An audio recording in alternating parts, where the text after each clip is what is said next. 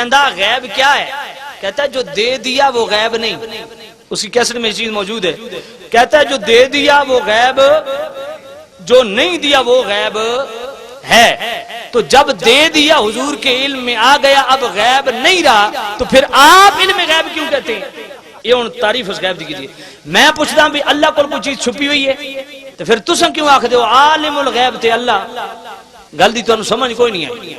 وہ آکھدا بھی غیب دا لفظ تساں رسول اللہ واسطے جے بول دے ہو تے اللہ جو عطا کر دیتا ہو تے غیب رہے ہی کوئی نہیں، وہ تو حضور دے علم وچ آ گیا.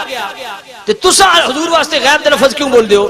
تے میں کہنا کہ اللہ کول تو کوئی چیز چھپی ہوئی کوئی نہیں، تو پھر اللہ واسطے تساں عالم الغیب غیب دا لفظ کیوں بول دے ہو؟ ما یخفی علی شیء فی السماوات والارض. اللہ خود فرماندا زمین و آسمان دے وچ کوئی چیز میرے تو مخفی چھپی ہوئی کوئی نہیں، تے اللہ واسطے غیب دا لفظ کیوں استعمال ہوندا؟ تے میں کہا بھائی اصل تن سمجھ نہیں آئی.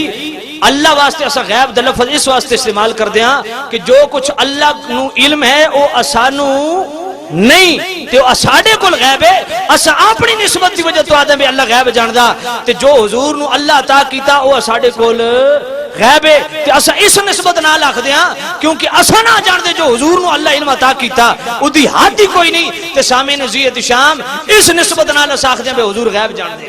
اور پھر میرے پاک نبی صلی اللہ علیہ وسلم خود فرمایا، مشکات شریف جناب والا، اے مشکات شریف دا صفحہ 70 میرے کو حدیث پاک موجود ہے.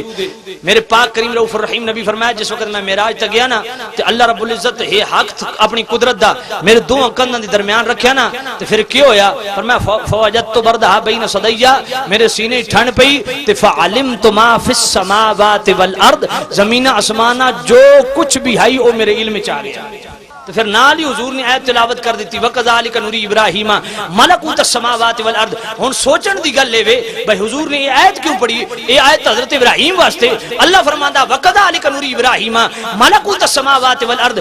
اسی طرح سے ابراہیم علیہ السلام نو زمین و آسمان دے ملکوت وکھائن. حضور نے یہ گل فرما کے فَعَلِمْتُ مَا فِي السَّمَاوَاتِ وَالْأَرْضِ تے نال جناب والا یہ کیوں آیت ملائی؟ ایدی وجہ ہے کہ جناب والا اس آیت نو بھی آقا کریم صلی اللہ علیہ وسلم نال تعلق ہے. کہ تعلق ہے؟ اللہ فرماندا وَكَذَلِكَ نُرِي إِبْرَاهِيمَ مَلَكُوتَ السَّمَاوَاتِ وَالْأَرْضِ. یہ کذالک تشبیہ کے لیے آتا ہے، اور تشبیہ کے لیے مشبہ اور مشبہ بھی کا ہونا ضروری ہے. مشبہ جیسے تشبیہ دی گئی، مشبہ بھی جس کے ساتھ تشبیہ دی گئی. اب مشبہ خود قرآن میں مذکور ہے حضرت ابراہیم علیہ السلام، اور مشبہ بھی کا ہونا جس پہ قرآن نازل ہو رہا ہے. گویا یہ کلام اللہ ابراہیم علیہ السلام سے نہیں کر رہا، مصطفیٰ سے کر رہا ہے. اے میرے محبوب جس طرح ہم نے آپ کو زمین و آسمان کے ملکوت دکھائے، اسی طرح کذالک، اسی طرح آپ کے وسیلے سے ہم نے ابراہیم علیہ السلام کو بھی زمین و آسمان کے ملکوت